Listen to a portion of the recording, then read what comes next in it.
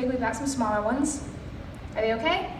All right, so let me show you how to do this. First thing you're gonna wanna do, grab this handle, pull it back as far as you can, and then whenever you're ready, just let it go. That spring in there will launch the hammer forward right into the glass. All right? Go ahead and do our first one. This is the window glass. Nice job. Now, chances are, for those of you out there in the audience, this piece of glass broke just about the way you'd expect it to. Broken those really sharp, jagged edges that can be pretty dangerous if you're not careful with them. That being said, though, annealed glass is perfectly safe and stable for everyday use, as long as you use a little bit of caution. And of course, by caution, I mean you wouldn't go throwing rocks through your windows or dropping your drinking glasses on the floor, because then you're going to end up with a mess. All right, next up, our laminated glass. And for that, I'm just going to move our tempered out of the way. Go ahead and break this one next. Nice job. Now, the really cool thing about this laminated glass is that it broke pretty much the same way our first one did. The big difference, it didn't go shattering outwards into a million different directions. In fact, for the most part, it's still in one piece. And that is all because of that layer of plastic holding the two sheets of glass together. That plastic kind of acts like glue, keeps everything held together even when the glass is completely shattered. So what do we use this laminated glass for? I'll give you guys a really big hint. Everyone look up. Windshields. We use laminated glass for windshields in our vehicles. That way when you're cruising down the road and a rock happens to hit your windshield, you might end up cracking the glass, which I know isn't a lot of fun. But I'll tell you what, I'd prefer to have this laminated glass in my windshield any day over just regular annealed glass. All right, next up, our tempered. Now this is the one that's 5 times stronger, so if it takes you a couple tries to break it, don't worry about it. You been working out recently? All right. I suppose this is where I tell you guys that I might have cheated just a tiny bit here. This hammer right here, it's a little bit different than these other two over here. These two over here are pretty much you'd expect. They're nice and round and dull on the end. This hammer actually has a really sharp spike on the tip of it. That's because tempered glass really is 5 times stronger against blunt objects, which is why I could smack it on this tower and it didn't have any problems. However, once you take something sharp and pointy to it, like the tip of this hammer, you actually end up scratching through that first layer of really strong compression stress, which only leaves us with that really weak tension stress below. And once that tension stress has a chance to escape, it shatters the entire piece of glass.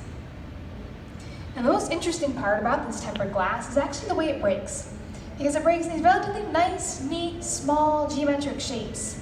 And it's pretty dull. I can run my fingers right across the edges of it and it's not going to cut me. That's not the sort of thing that you want to do with regular annealed glass. So we use this tempered glass for things like glass shower doors and furniture, glass basketball backboards, and also for the side and rear windows in your vehicles. All right, so we are done with those 3 pieces of flat glass, which means we are switching over to our bologna vial. Now for this one, we're going to use this nice big heavy steel hammer. We're going to slide it in here through the top. Now if you come over here, you should be able to reach pretty good, and let me just show you how to use it. First thing you're going to want to do, you want to grab the hammer right here above the ring.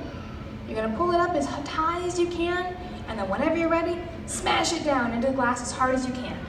Okay? Think you can break this glass in 3 hits? Yeah? All right. 1. Oh, you chipped some off. 2, 3. Man, that thing's really tough. All right.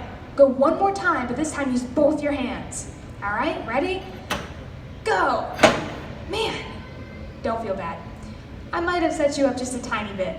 Chances are, even if I had handed you a sledgehammer to whack this piece of glass with, we wouldn't have gotten it to break. If we all went up to the very roof of the museum, we took our bologna vial with us and we dropped it from the roof, instead of shattering when it hit the ground, it'd probably bounce.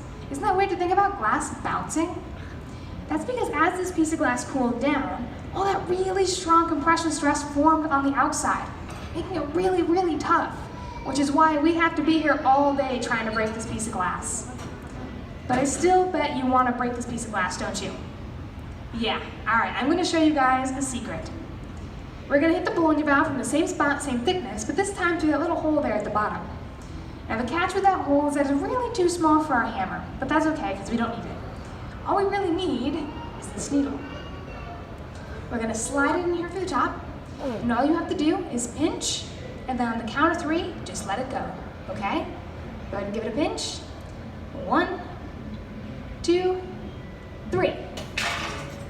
Nice job. And just like that, with the tiniest tap of this little needle, we have completely shattered our Bologna vial. So hold on a second here, what's going on? You're just talking about how strong it was a second ago, right? Here's the catch.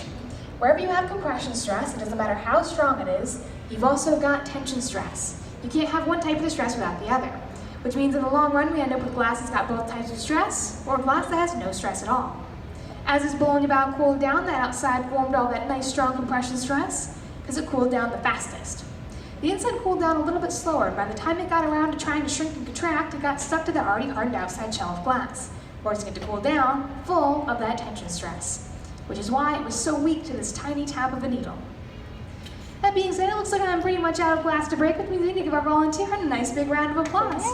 You did a wonderful job. Good job, Becca. As a thank you for coming up here and breaking all this glass with me, I'm going to send you home with your very own flame-work glass animals. Stick around, I'll get that out for you. Otherwise, for those of you in the audience, if you got any questions for me, come